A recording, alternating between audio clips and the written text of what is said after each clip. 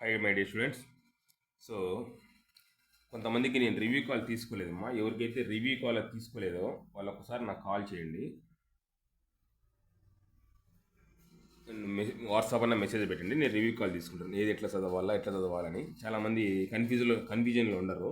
ఆ కన్ ఆ కన్ఫ్యూజన్ ఎలా గుర్తుపెట్టుకోలేం కదా. నేను రివ్యూ కాల్ చాలామంది తీసుకున్నాను, కొంతమంది మిస్ అయినట్టున్నారు.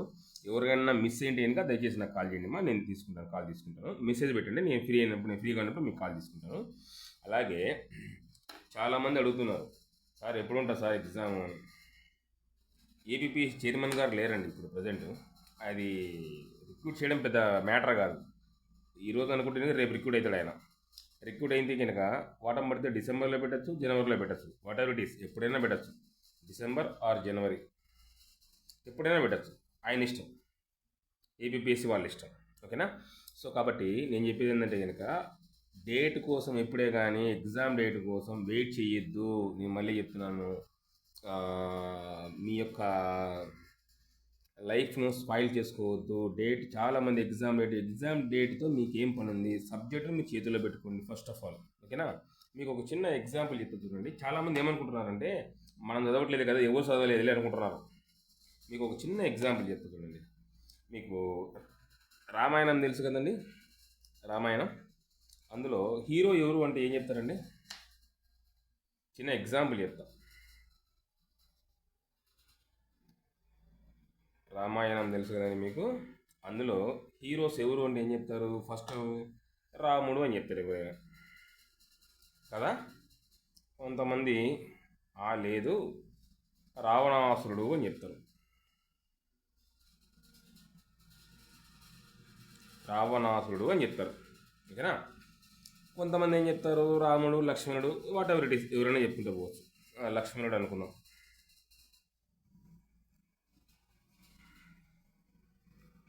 ఓకేనా. సేమ్ ఏ విధంగా మీరు అనుకుంటున్నారో, ఎవరు చదవట్లేదులే మనం కూడా కొద్దిగా పోస్ట్ పోన్ చేద్దాం మీరు అనుకుంటున్నారు అంతే. చాలామంది ఆల్రెడీ సబ్జెక్ట్ చేతుల్లో పెట్టుకొని ఉన్నారు, మీకు తెలియదు అది. చాలామంది వాళ్ళు చదివి ఆల్రెడీ సబ్జెక్ట్ చేతిలో పెట్టుకుంటారు. వాళ్ళు రేపు ఎగ్జామ్ పెట్టినా రాసిన రెడీగా ఉంటారు. అలాంటి వాళ్ళని దాటుకొని మీరు ఎగ్జామ్ రాయాలి అంటే కనుక ఒక చిన్న ఎగ్జాంపుల్ అందుకే చెప్తున్నాను.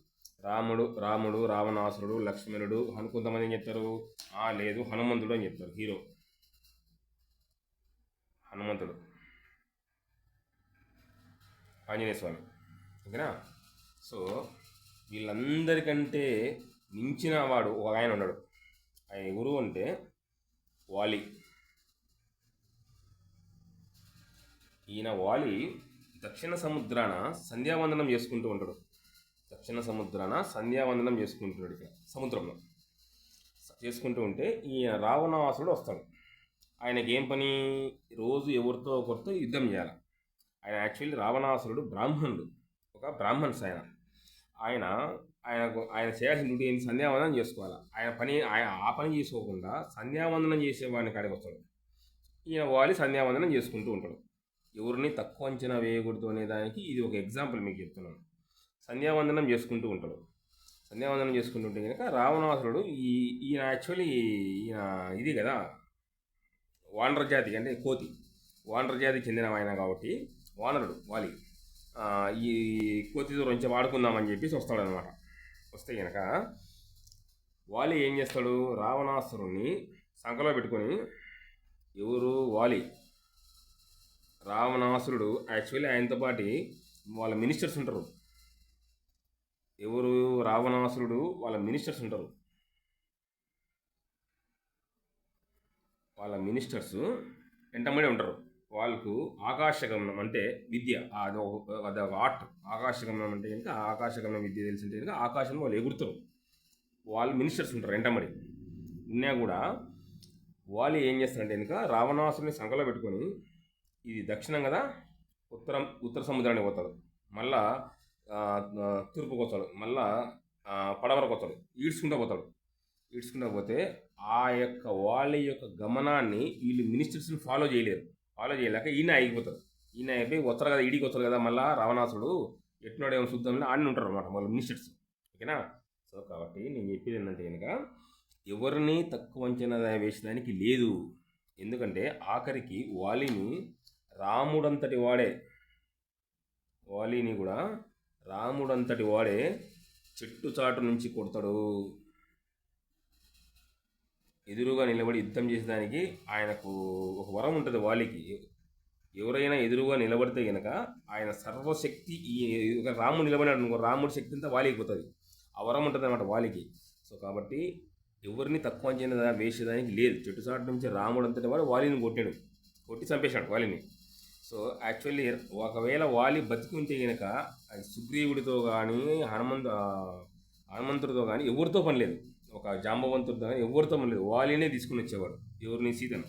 కానీ వాలిని చంపేస్తాడు రాముడు. ఓకేనా? సో ఎందుకు చెప్తున్నానంటే మీకు ఈ స్టోరీ ఎవరిని తక్కువ అంచనా వేయొద్దు.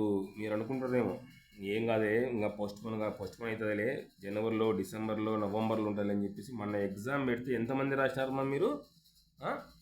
కనీసము దట్ ఈస్ ద రెస్పాన్సిబిలిటీ. మీరు మీ పిల్లలకు మీరేం చెప్పాలా, ఆ పొజిషన్లో ఉన్న వాళ్ళకు మీకు నేనేం చెప్పాలా, మీరు అర్థం చేసుకోవాలి అంతే. దానికి నేనేం చెప్పలేను. ఓకేనా? ఏమి తిట్టమంటారా ఏంది? కాబట్టి ఏదైనా కానీ ఒక బాధ్యతాయుతంగా ఉండాలి. ఏదైనా ఒక పని చేస్తే కనుక దాన్ని ఒక రెస్పాన్సిబిలిటీ. నేను ఎగ్జామ్ ఎందుకు పెడతాను? మీకోసమే కదా పెట్టేది, నా కోసమా? రెస్పాన్సిబిలిటీ లేని వాళ్ళకు జాబ్ రాదు, గుర్తుపెట్టుకోండి. డిసిప్లిన్ అండ్ రెస్పాన్సిబిలిటీ ఇవి రెండు ఉండాలి. మీకు షెడ్యూల్ ఇచ్చాను, ఎగ్జామ్ పెట్టాను. మన ఎగ్జామ్ పెడితే కనీసం ఎంతమంది రాశారు మీరే అర్థం చేసుకోండి. మీరు రాశారు లేదా ఒకసారి మీరు గుండెల నుంచి చేసుకొని మీరు అర్థం చేసుకోండి. ఇలా ఉంటే ఇంకా మిమ్మల్ని ఏమనాలి నేను? రేపు ఒకవేళ ఎగ్జామ్ డిసెంబర్లో పెడతారు, అప్పుడు ఏం చేస్తారు? వాళ్ళు జనవరి, ఫిబ్రవరి పక్కన పెట్టండి, ముందు డిసెంబర్లోనే పెట్టలేదు, నవంబర్లోనే పెడతారు. అప్పుడు ఏం చేస్తారు? మళ్ళీ ధర్నా అవుతారా ఏంది? పోస్ట్ పోన్ చేయండి. ఆల్రెడీ దేవుడు మీకు గొప్ప ఆపర్చునిటీ ఇచ్చాడు. 1:100 రేషియో 90,000 మందిని బయటికి తీశారు వాళ్ళు, ఏపీపీఎస్సీ వాళ్ళు. మీకు అంత ఆఫర్ ఇచ్చినప్పుడు మీరు దాన్ని యూటిలైజ్ చేసుకోవాలి కదా. వాళ్ళు ఎందుకు ఇచ్చారు? క్వశ్చన్ పేపర్ టఫ్గా ఉందని మీరు రిక్వెస్ట్ లెటర్స్ పంపించడం వల్లనే కదా వాళ్ళు మీ మీద కనికరం కలిగించి ఒక హ్యుమానిటీ, మానవతా దృక్పథంతో వాళ్ళు మీకు ఇచ్చారు ఆపర్చునిటీ. 1:100 రేషియోలో తీశారు. యాక్చువల్లీ 1:100 రేషియోలో నా సర్వీసులో చూడలేదు ఇంతవరకు. ఏ ఎగ్జామ్ కూడా ఒక పబ్లిక్ సర్వీస్ కమిషన్ అది కూడా 1:100 రేషియోలో తీసినప్పుడు వాళ్ళు మీకు ఆపర్చునిటీ ఇచ్చినప్పుడు వాళ్ళకు మీరు గౌరవప్రదంగా చదువుకొని సబ్జెక్ట్ చేతుల్లో పెట్టుకొని వాళ్ళు ఎగ్జామ్ ఎప్పుడన్నా పెట్టినాయి. వాళ్ళ ఇష్టం. డిసెంబర్లో పెడతారు. రిక్రూట్ కాలేదు చాలామంది. ఏబీపీఎస్ చైర్మన్ రిక్రూట్ కాలేదు కదండి, చైర్మన్ గారు పోస్ట్ పోన్ ఇప్పుడే ఉండదు. రిక్రూట్మెంట్ పెద్ద కష్టం కాదండి, ఈరోజు అనుకుంటే రేపు అయిపోతుంది. చిన్న అంతే, నామినేట్ పోస్ట్ కదా అది, ఒక రోజులో అయిపోయే పని అది. ఆయన ఒకవేళ ఏపీపీ చైర్మన్ రిక్రూట్ అయితే కనుక నవంబర్లో ఎగ్జామ్ అంటే ఏం చేస్తారు? ఏం చేయలేరు. మళ్ళీ ధర్నాలు పోస్ట్ పోన్ చేయండి. అన్ని దాంట్ల కంటే చదువుకోండి, సబ్జెక్ట్ చేతుల్లో పెట్టుకోండి. వాళ్ళు ఎప్పుడన్నా పెట్టండి. ఓకేనా? ఎగ్జామ్ పెట్టినప్పుడు రాయండి మా, దయచేసి. దానికోసం చెప్తున్నాను. మెయిన్ దీని కంటెంట్ ఏంటంటే కనుక ఎవరికైతే నేను రివ్యూ కాల్ తీసుకోలేదో వాళ్ళు ఒక్కసారి నాకు కాల్ చేయండి మా. నాకు ఒకసారి వాట్సాప్ పెట్టండి, రివ్యూ కాల్ తీసుకోలేని వాళ్ళు. ఎందుకంటే ఇంకా సెకండ్ పేపర్ కొంతమంది డౌట్గా ఉంది. ఫస్ట్ పేపర్లో హిస్టరీలో చాలామంది డౌట్ పడుతున్నారు.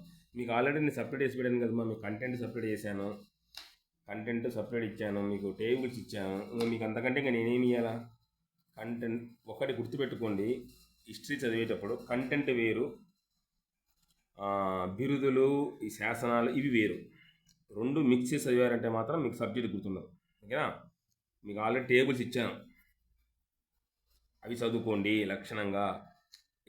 ఒకవేళ మధ్యలో ఏదైనా బిరుదు వచ్చే కనుక నేను ఇచ్చిన టేబుల్లో లేకపోతే కనుక బిరుదు, అది మీరు ఒక నోట్ డౌన్ చేసుకోండి. ఆల్రెడీ మ్యాక్సిమం దాంట్లోంచి తగులుతాయి 99.9%. ఒకవేళ ఏదన్నా 0.001% ఒక బిట్టు పక్కకు. ఎందుకంటే కనుక ఏదైనా కానీ కాంపిటేటివ్ ఫీల్డ్లో ఒక్క మార్కు కూడా పోస్ట్ డిసైడ్ చేస్తుంది. అది గుర్తుపెట్టుకొని చదవండి. ఒక్క మార్కు చాలు.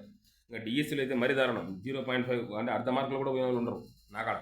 వాళ్ళు ఇప్పుడు ఏమంటే కనుక వాళ్ళు డిఎస్సీ పడింది కాబట్టి వాళ్ళు డిఎస్సీకి వెళ్ళిపోయారు. గ్రూప్ 2 కొద్దిగా పక్కన పెట్టేసి డిఎస్సీ చదువుకుంటున్నారు. కాబట్టి మీకు అన్ని విధాలా మీకు ఆపర్చునిటీ ఇచ్చాడు దేవుడు. దాన్ని మీరు యూటిలైజ్ చేసుకొని చదవండి. దయచేసి డోంట్ వేస్ట్ యువర్ టైం, నేను చెప్తున్నాను. ఓకేనా? ఏమమ్మా, థ్యాంక్ యూ. ఎవరికైనా రివ్యూ కాల్ తీసుకోకపోతే నాకు దయచేసి కాల్ చేయండి. థ్యాంక్ యూ అమ్మా.